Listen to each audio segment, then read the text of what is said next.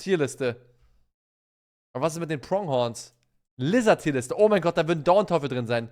Da ist Blockland Dornteufel drin. Dorny?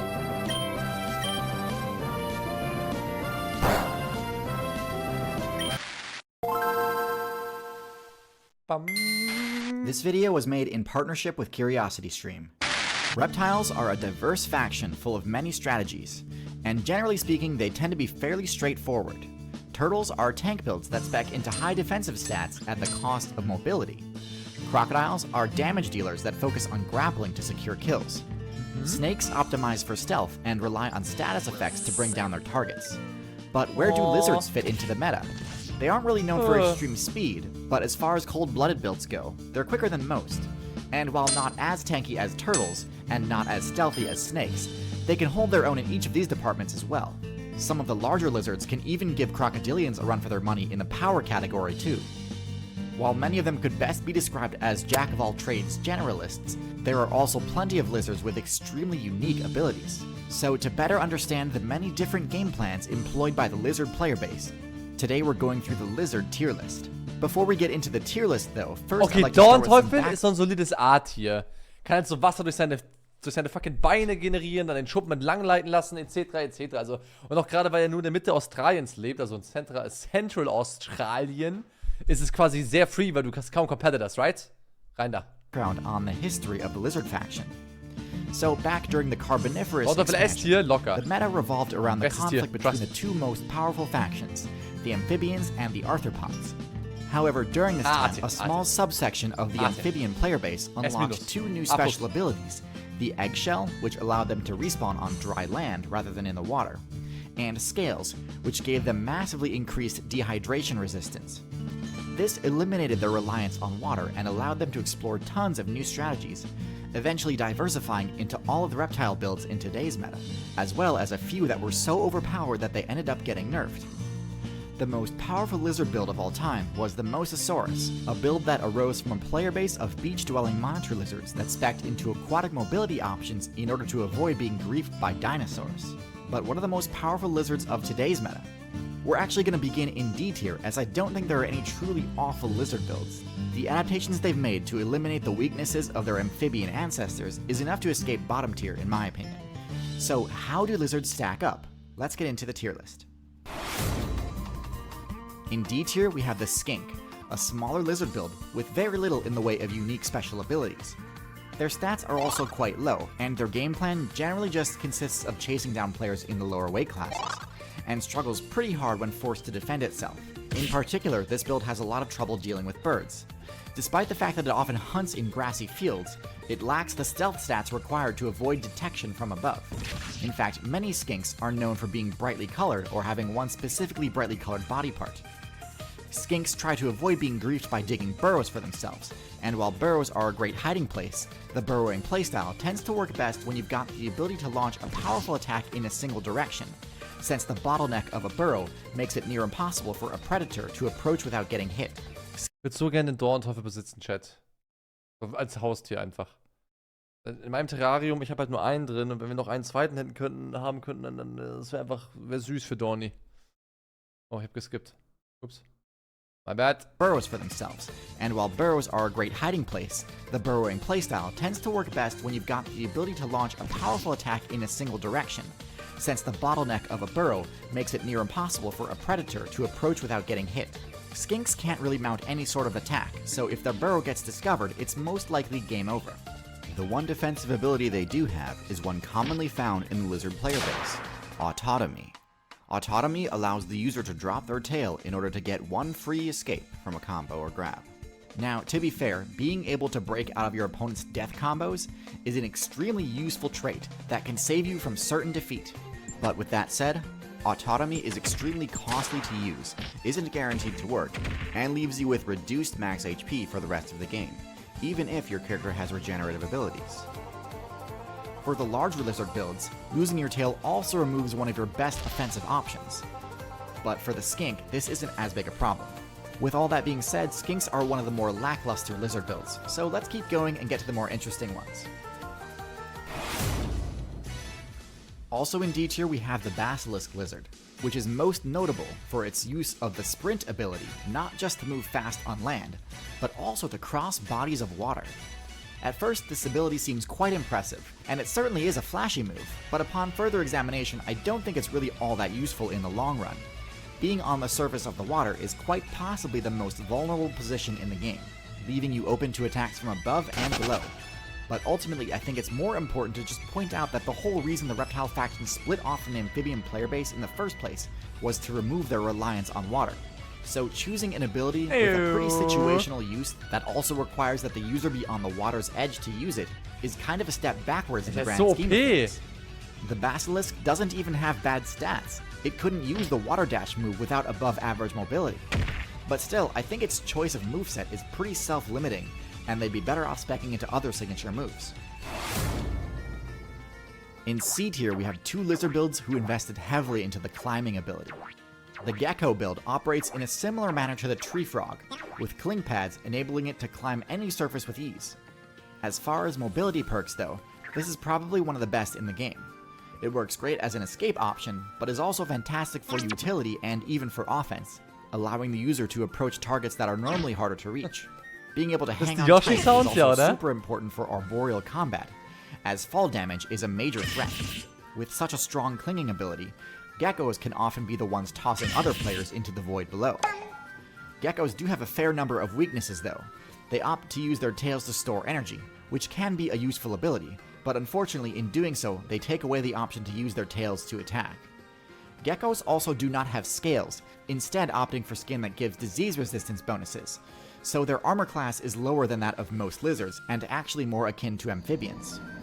Because of this, they're quite vulnerable to piercing damage, such as bird talons and snake fangs, and with relatively low damage output, their only real hope against such attacks is stealth, which some do definitely excel at. All in all, solid mid-tier. Was unsichtbar, das The Anole is a small, agile lizard build with a surprising number of special abilities, most notable of which are their adhesive toe pads and their color-changing skin. Most builds that run the cling pad ability tend to be more bulky and cumbersome. Anoles emphatically break this mold, being both excellent climbers and having a climbing speed that rivals that of the squirrel. Because of this, they're great at escaping attacks by jumping between trees and scrambling up branches. But where things really get interesting is with the color change perk. Now, the ability to change colors is one of the most downright broken stealth perks in the game, and one of the main reasons I consider cephalopods top tier. Anoles have probably the most basic version of the color change perk, allowing them to shift between green and brown at will. While nowhere near as versatile as some other color changing builds, green and brown are pretty much all you'd need the vast majority of the time. This change is very gradual though, so it's unlikely to allow you to escape mid-combat. Which is unfortunate because, similar to the Gecko, the Anole suffers from a lack of combat options when caught out in the open. Last in C tier we have the Gila Monster. The Gila Monster is one of the tankier lizard builds, and possesses one of the highest damage outputs in the game for its size. It owes this high damage not to its actual power stat, but to its venomous bite, a rare ability among lizards. This makes them extremely dangerous in close combat, and combined with their excellent defensive stats and digging ability, this allows them to easily vanquish all of the players in any nest it discovers. The Gila Monster is extremely slow moving though, which can cause issues if it's ever forced to flee, or if it needs to chase down a target. The lack of a long whip-like tail also means its defensive combat options aren't near as diverse as other larger lizards. Still, with one of the most devastating bites in the game, it's certainly no low tier. In B tier, we've got the tried and true Iguana, arguably the best representative of the lizard build as a whole, as it has essentially all the main weaknesses and strengths of its class. I have an entire video on the Iguana, so go check that out if you want an in-depth review, but in short, the Iguana sports mid-range stats across the board, and is the first lizard on the tier list to make use of its tail for something other than a sacrificial scapegoat. The Iguana's tail whip attack allows it to control a solid defensive zone around itself in all directions, enabling it to defend itself from group attacks. Tail whip's damage is on the low side though, so a persistent attacker could potentially just eat the damage in order to break through and land its own attacks. The Iguana also has access to the autonomy ability, but this is especially costly in the Iguana's case, as it'd also be giving up its best combat move in the process. Overall, a solid mid-tier with lots of potential, especially in the marine servers. The Chameleon build sports several of the most unique abilities in the game. So most lizards, especially the insectivorous ones, have a pretty simple game plan for taking down enemies. Chase them down and grab them. This strategy has a lot of limitations though. First of all, it means you've got pretty much no options to attack a player who is too large to grab. It also forces you to optimize heavily towards mobility, forcing you to neglect other potential strategies in order to have a chance at catching up to your target. The Chameleon subverts this limitation by speccing into one of the strangest abilities in the game, a tether tongue attack. This essentially functions as a ranged grab, and is extremely effective at scoring the Chameleon kills. This also allows the Chameleon the freedom to prioritize other stats over mobility, and in the Chameleon's case, they're clearly optimized for stealth, as evidenced by their other special ability, Color Change. Now, while chameleons can change color in order to buff their camouflage, most use it for communication and intimidation, shifting to brighter colors to display dominance.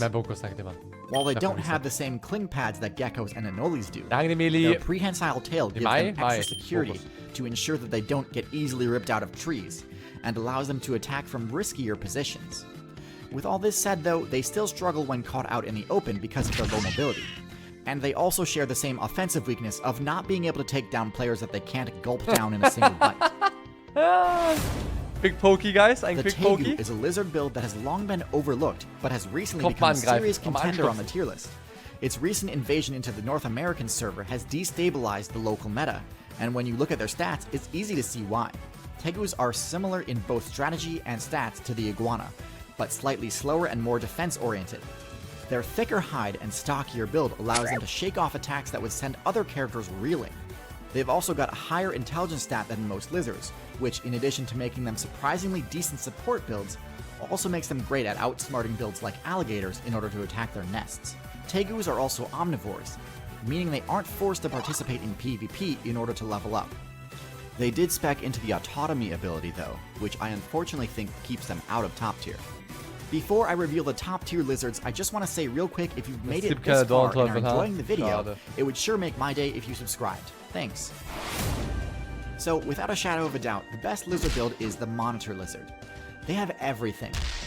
They've got the best stats, a combination of great mobility, power, size, and intelligence. Similar to the Iguana, monitor lizards have an extremely powerful tail whip, capable of deterring even top tier predators. Monitor lizards also have a venomous bite, which again is a rarity in the lizard faction. While not the speediest lizards outright, they do have great versatility in their movement, being able to swim efficiently as well as climb most surfaces, though not to the same degree as the marine iguana or the gecko respectively. Their high intelligence enables them to consistently figure out ways to successfully raid the spawn points of other players, and their high defense makes it so they can be rather difficult to stop once they've committed to an attack. This faction also contains the most powerful lizard in the game, a lizard that reaches near dinosaur power levels. Komodo dragons are extremely powerful. They have a venomous bite that, while not as powerful as cobra venom, is still powerful enough to seriously weaken even the tankiest builds. But even without that, they'd be an absolute powerhouse. Their tail swipes, claw slashes, and thrashing bites can easily shred through the HP of their targets. Their only real weakness is their speed, which, while solid, isn't broken by any means. Still, with their incredible sense of smell, a player can never really truly escape a Komodo that's hunting them. The distance that you need to flee in order to make the Komodo unable to track you down would require you to leave the island server entirely. Wirklich? Last but certainly not least, Komodos, as well as the entire monitor lizard player base, understand that their tails are an invaluable weapon that shouldn't be sacrificed in order to escape a battle. So there you have it, the lizard tier list. Hopefully now you've got a good understanding of the lizard's strategies and matchups. Admittedly, there were a few things I had to cut from the script of this video to avoid demonetization or age restriction. If you want to see the director's cut of this episode, you can check it out on Nebula, a streaming service made by and for creators. I do this with all of my new videos, uploading... Den Dornteufel hätte ich